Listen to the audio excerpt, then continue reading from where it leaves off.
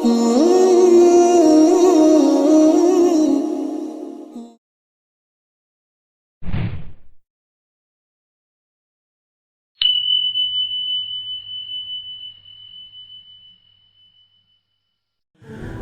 اللہ الرحمن الرحیم۔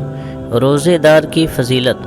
حضرت ابن عباس رضی اللہ عنہ روایت کرتے ہیں کہ حضور سید عالم صلی اللہ علیہ وسلم نے فرمایا کہ رمضان شریف کی پہلی تاریخ کو عرش الہی کے نیچے سے ہوا چلتی ہے جسے مشیرہ کہتے ہیں، اور وہ جنت کے درختوں کے پتوں کو حرکت دیتی ہے تو ان سے بڑی ہی شیریں آواز سنائی دیتی ہے۔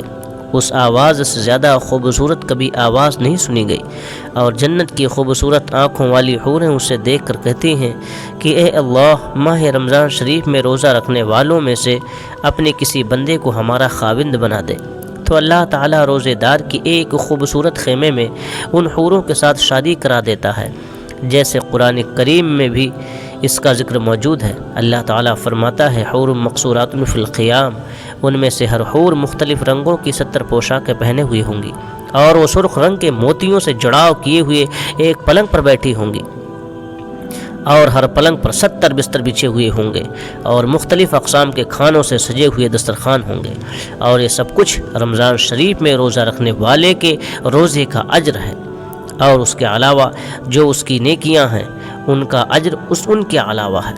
اس لیے ہر مومن کو چاہیے کہ وہ رمضان شریف کا احترام کرے، غیر شرعی افعال سے پرہیز کرے، اللہ تعالیٰ کی عبادت اور اطاعت میں مشغول رہے، نماز، ذکر، تسبیح و تحلیل اور قرآن مقدس کی تلاوت میں مصروف رہے۔ اللہ تعالیٰ نے موسیٰ علیہ السلام سے فرمایا کہ موسیٰ، میں امت محمد صلی اللہ علیہ وسلم کو 2 نور عطا فرمائے تاکہ 2 اندھیرے اسے تکلیف نہ پہنچائیں۔ موسیٰ علیہ السلام نے پوچھا کہ وہ 2 نور اور 2 اندھیرے کیا ہیں؟ تو اللہ تعالیٰ نے فرمایا 2 نور رمضان شریف اور قرآن مقدس ہیں، اور 2 اندھیرے قبر اور قیامت کی ظلمتیں ہیں۔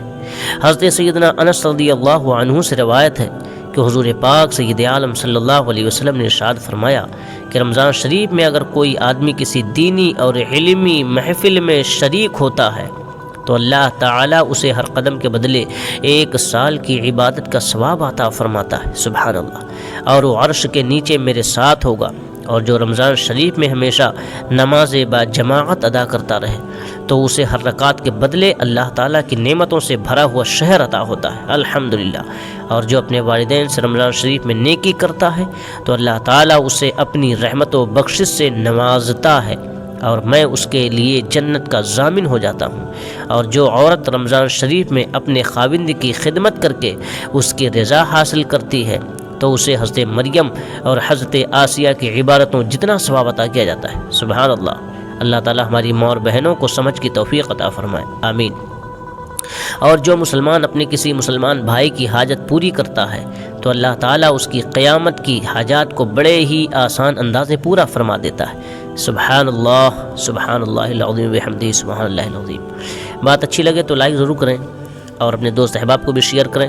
چینل پر پہلی بار آئے ہیں تو سب کو سبسکرائب ضرور کریں، اور کمنٹ کر کے ہمیں ضرور بتائیں کہ ویڈیو کیسی لگی۔ ویڈیو دیکھنے کے لیے آپ کا شکریہ۔ آپ کا میزبان دلشاد رضا رضوی۔ السلام علیکم ورحمۃ اللہ وبرکاتہ۔